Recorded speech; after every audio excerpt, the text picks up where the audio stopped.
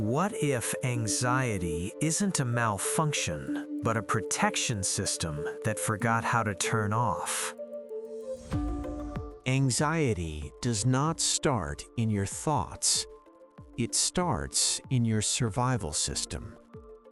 Right now, somewhere deep in your brain, there is a structure constantly scanning for danger.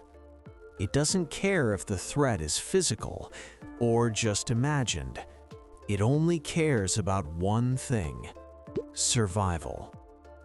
Inside your brain, the amygdala acts like a smoke detector. But here's the problem. It cannot tell the difference between a burning building and an uncomfortable email. When something feels uncertain, unpredictable, or socially risky, the amygdala activates. And once it activates, it doesn't ask permission from logic. It sends a signal to your hypothalamus. The hypothalamus triggers the HPA axis, the stress response chain involving the pituitary gland in your adrenal glands. Within seconds, your body is flooded with adrenaline and cortisol.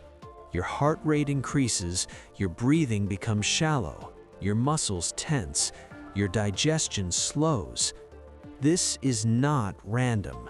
Your body is preparing to run or fight. That's why anxiety feels physical, because it is physical. Your brain has already decided that something is wrong. Only later does your conscious mind try to explain it. This is where the loop begins. You notice your heart beating fast. Your brain interprets that sensation as confirmation. See, something must be wrong. That thought increases fear. Fear increases adrenaline. Adrenaline increases symptoms. And now the body is proving the mind right. This is the anxiety loop. It's not weakness, it's feedback. Your survival system is overestimating danger. And in the modern world, danger rarely looks like a predator.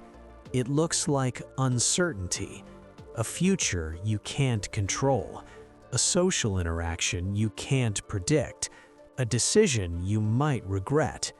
Your brain hates uncertainty because uncertainty means risk, and risk means possible loss.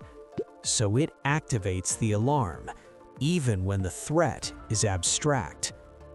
Over time, if this system activates too often, your brain becomes more sensitive. The amygdala strengthens its connections. The stress response becomes easier to trigger. This is how anxiety becomes your default mode. But here's the critical insight. Anxiety doesn't start in logic, so you cannot calm it with logic first. You calm it by sending safety signals back into the body. If the body is activated, the solution begins in the body. Slow, controlled exhalations stimulate the vagus nerve. Long exhales signal safety. Cold water on the face activates the dive reflex. It forces the nervous system to slow down. Movement burns off excess adrenaline. These are not psychological tricks, they are biological interventions.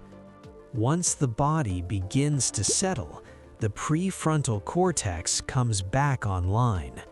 Now, logic can function. Now you can label the experience. This is anxiety.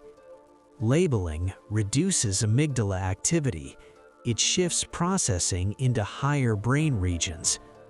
Grounding techniques work because they anchor attention in sensory reality. 5 things you can see, 4 you can feel, 3 you can hear. This interrupts the loop, not by fighting it, but by redirecting it. Long-term, anxiety changes when exposure changes. If you repeatedly experience a situation and nothing catastrophic happens, the brain updates its prediction. This is neuroplasticity. Your brain is not fixed. It adapts to repeated evidence. If the evidence says, "I survived," the alarm weakens. Sleep reduces baseline cortisol. Chronic sleep deprivation increases emotional reactivity. Caffeine amplifies sympathetic activation. Small changes compound. Anxiety is not a personality trait. It is a protective mechanism. But protection without calibration becomes overprotection. Your brain is not trying to sabotage you. It is trying to keep you alive. And survival systems can be retrained. The goal is not to eliminate anxiety. The goal is to teach it when it is unnecessary. Because once your brain learns safety, it stops shouting and starts listening.